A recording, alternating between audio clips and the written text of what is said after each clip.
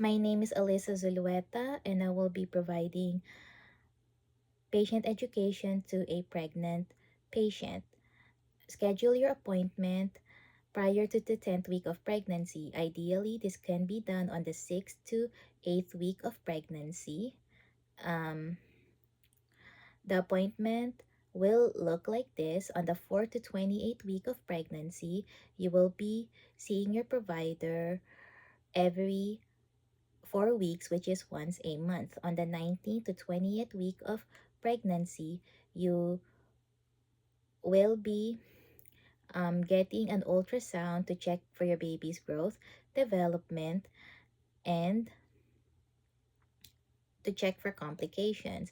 On the 22nd week of pregnancy, the provider will perform an abdominal palpation to check your baby's growth.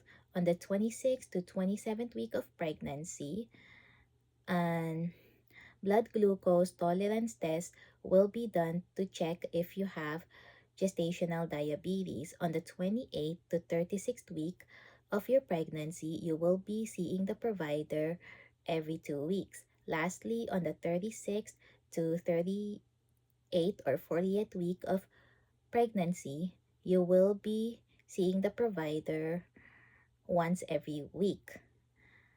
um, the first appointment is going to take longer because the provider needs to confirm your pregnancy. They need to perform an assessment and ask a couple of questions. And they will ask you when was the last time you had your last menstrual period. Um,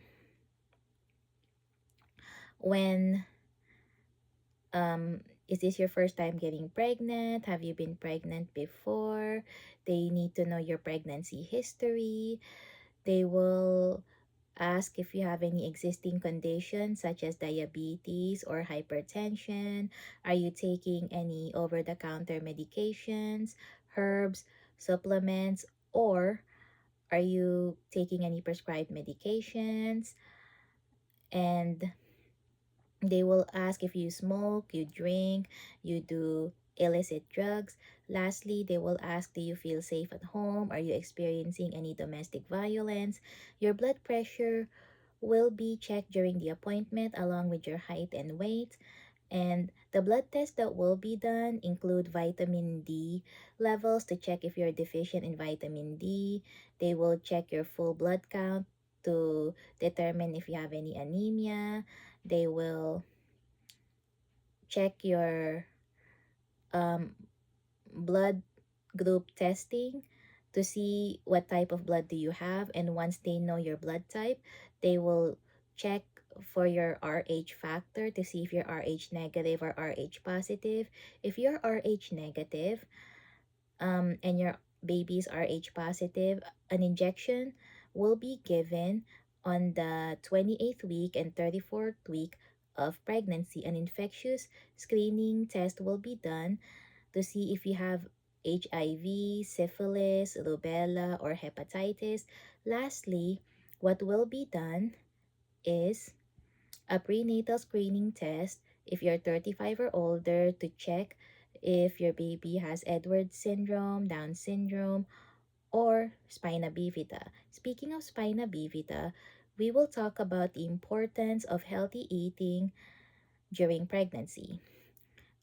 You need to eat healthy food and eat from the five main food groups, such as whole grains, eat plenty of fruits, vegetables, um, lean meat. You can eat poultry, eggs, nuts, and seeds, and eat dairy, such as reduced fat milk, cheese, and yogurt.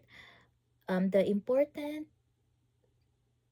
vitamins and minerals for your baby are iodine, iron, folic, and vitamin D. Take folic acid one 1 month prior to pregnancy, and don't stop taking folic acid during pregnancy. This will help protect your baby from developing neural tube defects. Take vitamins, take calcium and vitamin D so your baby's bones will be strong.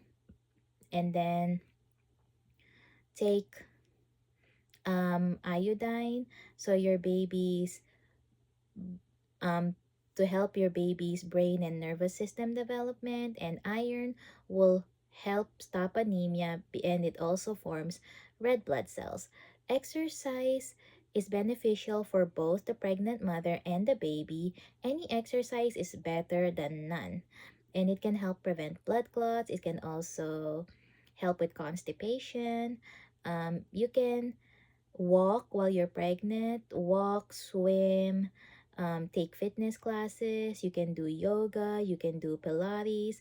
I highly encourage pelvic floor exercises to help strengthen your pelvic floor muscles. This will help with your pregnancy. Avoid strenuous exercise, avoid lifting heavy objects, no more than 20 pounds, avoid contact sports that can put you at risk of getting hit, such as hockey or tennis, judo, kickboxing, and also avoid lying down because this is dangerous, especially after your 28 weeks of pregnancy.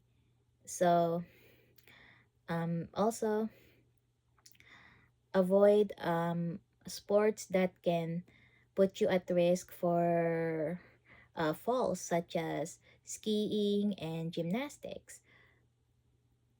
If you are, or if you were underweight prior to pregnancy, if your BMI was below 18.5, you need to gain 28 to 40 pounds. If you were an average weight and your BMI falls somewhere between 18.5 to 24.9, you need to gain at least 25 to 35 pounds. If you were obese and your BMI was 25 to 29.9, you need to gain at least 15 to 25 pounds.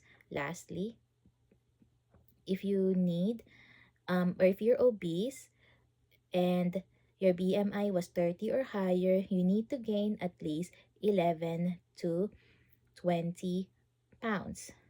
The three most common complaints that pregnant women experience are nausea and vomiting, especially during the first trimester. It's also called morning sickness. So, if you're experiencing morning sickness, you can eat dry toast, dry crackers, and eat small frequent meals as opposed to eating a large meal. Secondly, pregnant women complain of constipation. This is due to the pressure in the intestines, and the best way to combat this is to increase your fluid and your fiber intake and to walk regularly. Regular exercise will do. Lastly, pregnant women complain of dizziness.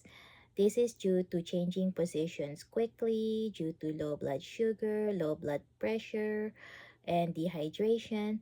So you need to get up slowly, change position slowly, and use a rail or use the wall for support and for balance. If you are experiencing these three warning signs, please notify your provider immediately.